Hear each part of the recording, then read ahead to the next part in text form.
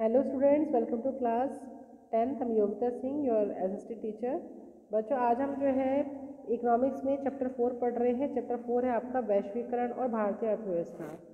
इसमें जो है हम वैश्वीकरण के बारे में पढ़ेंगे। पहले तो हम समझा दें कि वैश्वीकरण होता क्या है। वैश्वीकरण का मतलब जब विश्व में हर देश जो है अपनी यूनिट जो है दूसरे देशों में लगाता है, कंपनी लगाता है और व्यापार करता है, तो उसे हम वैश्वीकरण का नाम देते हैं। और उसमें हमारी जो भारतीय अर्थव्यवस्था है उसका क्या स्थान है, उसके बारे में हम पढ़ेंगे। तो जब भी आप बच्चों, जब हम मार्केट में जाते हैं, अब मान लिया हम कोई फ़ोन ही लेने गए, तो हमारे पास अलग अलग कंपनी के फ़ोन देखने को मिलते हैं। कैमरे लेने जाए तो अलग अलग कंपनी के कैमरे होते हैं, या कोई भी A to Z हम सामान लेने जाए तो हमारे पास अलग अलग ब्रांड और अलग अलग कंपनी के होते हैं। तो ये सब जो चीज़ें हैं, ये किसकी देन है? ये वैश्वीकरण की देन है। कि हमारे जो मैन मेड जो मेड इन इंडिया जो सामान है वो दूसरे देशों में बिकता है, मेड इन चाइना सामान है वो हमारे देश में बिकता है, मेड इन जो भी कुछ XYZ है वो हमारे देश में बिकता है। तो इस तरीके से जो है पूरे विश्व में जो है एक दूसरे का सामान जो है दूसरे बाज़ारों में देखने को मिलते हैं। तो हमारे बाज़ार में वस्तुओं के बहुव्याह के विकल्प जो है एक अपेक्षाकृत नवीन परिघटना है। जो 2 दशक पहले भी आपको भारत के बाज़ारों में वस्तुओं की ऐसी विविधता नहीं मिलेगी। कुछ ही वर्षों में हमारा बाज़ार जो है एक पूर्णतः हमारा जो बाज़ार है पूर्णतः परिवर्तित या चेंज हो गया है। अंतर्देशीय उत्पादन। अंतर्देशीय उत्पादन किसे बोलते हैं? जब कोई प्रोडक्शन हमारे देश में होता है तो हम उसे अंतर्देशीय उत्पादन बोलते हैं। 20वीं सेंचुरी के मध्य तक उत्पादन मुख्यतः देश की सीमाओं के अंदर ही सीमित था। देश की सीमाओं को लांघने वाली वस्तुओं में हमारा क्या था कि हमारे यहाँ से कच्चा माल जाता था, है ना, खाद्य पदार्थ जाते थे, और जो आयात होता था वो तैयार माल का होता था। ठीक है। व्यापारिक दो देशों को आपस में जोड़ने का मुख्य जरिया था यही जो कंपनी है, हम इन्हें बहुराष्ट्रीय कंपनियां कहते हैं, के परिदृश्य से उभरने से पहले का युग था। एक बहुराष्ट्रीय कंपनी वह है जो एक से अधिक देशों में उत्पादन पर नियंत्रण अपना स्वामित्व करती है। यानी कि एक बहुराष्ट्रीय कंपनी वो है जो जिसकी यूनिट एक से ज़्यादा देशों पर है और वहाँ पर वो अपना नियंत्रण रखती है और अपना ऑनरशिप भी रखती है, उसे हम बहुराष्ट्रीय कंपनियाँ कहते हैं। बहुराष्ट्रीय कंपनियां उन प्रदेशों में कार्यालय तथा उत्पादन के लिए कारखाने स्थापित करती है जहां उन्हें सस्ता श्रम, अन्य संसाधन मिल सकते हैं। उत्पादन लागत में कमी करना तथा अधिक लाभ कमाने के लिए बहुराष्ट्रीय कंपनियां ऐसा करती हैं। निम्न उदाहरण पर विचार करते हैं। अब इसमें देखिए, बहुराष्ट्रीय कंपनी द्वारा उत्पादन का विस्तार। औद्योगिक उपकरण बनाने वाली एक बहुराष्ट्रीय कंपनी संयुक्त राज्य अमेरिका के अनुसंधान केंद्र में अपने उत्पादों का डिज़ाइन तैयार करती है। उसके पुर्जे चीन में विनिर्मित होते हैं, फिर उन्हें जहाज में लादकर मैक्सिको और पूर्वी यूरोप में ले जाया जाता है, जहाँ उपकरणों के पुर्जों को जोड़ा जाता है। तैयार उत्पादों को विश्व में बेचा जाता है। इस बीच कंपनी की ग्राहक सेवा का भारत स्थित कॉल सेंटर के माध्यम से संचालन किया जाता है। यानी कि एक गाड़ी को बनाने के लिए ये सारी कंट्री जो मिलकर जो कुछ ना कुछ जो है इनका इन्वॉल्वमेंट रहता है। अब है, इस उदाहरण से हमें पता लगता है कि बहुराष्ट्रीय कंपनी केवल वैश्विक स्तर पर यह अपना तैयार उत्पाद नहीं बेच रही है, बल्कि अधिक महत्वपूर्ण यह है कि वस्तुओं और सेवाओं का उत्पादन विश्व स्तर पर कर रही है। परिणामतः उत्पादन प्रक्रिया क्रमशः जटिल ढंग से संगठित हुई है। उत्पादन प्रक्रिया छोटे भागों में विभाजित है और विश्व भर में फैली हुई है। ऊपर दिए गए उदाहरण में चीन एक सस्ता विनिर्माण केंद्र होने का लाभ प्रदान करता है। मैक्सिको और पूर्वी यूरोप के बाजारों में अपनी निकटता के कारण लाभप्रद है। भारत में अत्यंत कुशल इंजीनियर उपलब्ध हैं जो भारत के तकनीकी पक्षों को समझ सकते हैं। यहाँ पे अंग्रेजी बोलने वाले शिक्षित युवक भी हैं जो ग्राहक देखभाल सेवा उपलब्ध करा सकते हैं। ये सभी चीज़ें बहुराष्ट्रीय कंपनी की लागत का लगभग 50-60% बचत कर सकती हैं। अतः वास्तव में सीमाओं के पार बहुराष्ट्रीय उत्पादन प्रक्रिया के प्रसार के असीमित लाभ हो सकता है।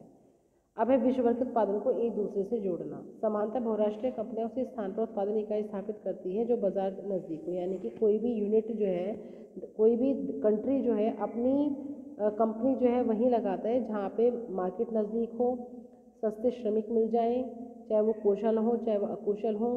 अच्छा, तो ये सारी चीज़ें जब हों, सब नज़दीक, प्रोडक्शन में कोई प्रॉब्लम ना हो, ऐसी जगहों पर जो है अपनी यूनिट लगाते हैं। साथ ही बहुराष्ट्रीय कंपनी सरकारी नीतियों पर भी अपनी नज़र रखती है जो उनके हितों की देखभाल करती है। आप बाद में इस चैप्टर में सरकारी नीतियों के बारे में भी हम पढ़ेंगे। इन परिस्थितियों और सुनिश्चित करने के बाद ही बहुराष्ट्रीय कंपनियां उत्पादन के लिए कार्यालयों और कारखानों की स्थापना करती हैं।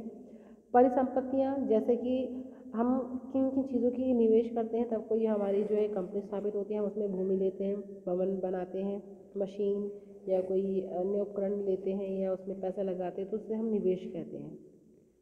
और जब हम दूसरे देश में जाकर ऐसा कोई निवेश करते हैं तो हम उसे क्या बोलते हैं? विदेशी निवेश कहते हैं। तो कोई भी निवेश इस आशा से किया जाता है कि उसमें हमें ज़्यादा से ज़्यादा लाभ मिले। कभी कभी बहुराष्ट्रीय कंपनियां देशों की स्थानीय कंपनियों के साथ में जो है संयुक्त रूप से उत्पादन करती हैं। यानी मान लिया कि कोई यूनिट हमारे भारत में आकर लगी है, दूसरे देश के अमेरिका ने कोई यूनिट हमारे यहाँ पर लगाई और यहाँ पे ऑलरेडी उसकी भी यूनिट है, उसने उसके साथ में हाथ मिला के उसके साथ काम करती है, तो उससे क्या होता है, उससे दोहरा लाभ मिलता है। पहला क्या मिलता है कि बहुराष्ट्रीय कंपनियां ज़्यादा निवेश के लिए धन प्रदान करती है, पैसा देती हैं, है ना, अतिरिक्त उत्पादन के लिए मशीनें उनको देती हैं। दूसरा क्या होता है कि बहुराष्ट्रीय कंपनियां उत्पादन की जो है नई नई टेक्निक्स लेकर आती हैं, तो उन सबका फ़ायदा हो जाता है जो वहाँ की लोकल यूनिट होती हैं। लेकिन ज़्यादातर क्या होता है, जो बहुराष्ट्रीय कंपनियां होती हैं वो निवेश का सबसे आम रास्ता स्थानीय कंपनियों को खरीदना ही समझती हैं। यानी कि वो संयुक्त ना करके हाथ में मिला के जो है उसी वहाँ की जो लोकल यूनिट होती है उसको खरीद लेती हैं और अपने उत्पादन का प्रसार बढ़ाती हैं। इसमें एक एग्जांपल जो है कारगिल फूड्स का है, जो अमेरिका की कंपनी है, उसने जो है यहाँ की परख फूड को खरीद लिया था। और आज जो है परख, और उस समय जो है परख फूड ने अपने भारत पर जो है काफ़ी लंबा जाल बिछा रखा था, भारत में उसकी कई सारी यूनिट थी और आज जो है वो कारगिल के साथ है, अमेरिका की कंपनी बन चुकी है, उस पर कारगिल का नियंत्रण है और अब कारगिल 50 लाख पैकेट प्रतिदिन के क्षमता के हिसाब से जो है उसमें काम कर रहा है। वास्तव में कई शीर्ष बहुराष्ट्रीय कंपनियों की संपत्ति विकासशील देशों की सरकारों के संपूर्ण बजट से भी कहीं अधिक है। ऐसी अपार संपत्ति वाली बहुराष्ट्रीय कंपनियों की शक्ति और प्रभाव पर विचार करें। बहुराष्ट्रीय कंपनियां एक अन्य तरीके से उत्पादन नियंत्रित करती हैं। विकसित देशों की बड़ी बहुराष्ट्रीय कंपनियां छोटे उत्पादकों को उत्पादन का ऑर्डर देती हैं। वस्तुएं, जूते, चप्पल, खेल का सामान उद्योग, जहां विश्व भर के बड़ी संख्या में छोटे उत्पादकों द्वारा उत्पादन किया जाता है, बहुराष्ट्रीय कंपनियों को इन उत्पादों की आपूर्ति की जाती है, फिर उन्हें अपने ब्रांड नाम से ग्राहकों को बेचा जाता है। इन बड़ी कंपनियों के दूरस्थ उत्पादकों के मूल्य, गुणवत्ता, आपूर्ति और श्रम शर्तों का निर्धारण करने की प्रचंड क्षमता होती है। इस प्रकार हम देखते हैं कि जो बहुराष्ट्रीय कंपनियां हैं वो कई तरह से हैं, अपने उत्पादन कार्य का प्रसार कर रही है और विश्व के कई देशों की स्थानीय कंपनियों के साथ में पारस्परिक संबंध स्थापित कर रही हैं। स्थानीय कंपनियों के साथ साझेदारी द्वारा आपूर्ति के लिए स्थानीय कंपनियों का इस्तेमाल करके और स्थानीय कंपनियों से निकट प्रतिस्पर्धा करके अथवा खरीद कर बहुराष्ट्रीय कंपनियां जो है अपना पूरा प्रभाव जमा रही है।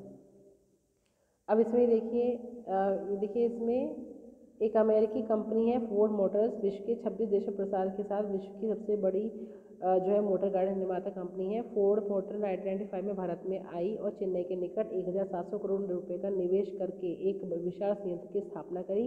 यह संयंत्र भारत में जीप और ट्रकों के प्रमुख निर्माता महिंद्रा एंड महिंद्रा के सहयोग के साथ में स्थापित हुआ, उनके साथ जुड़ गया।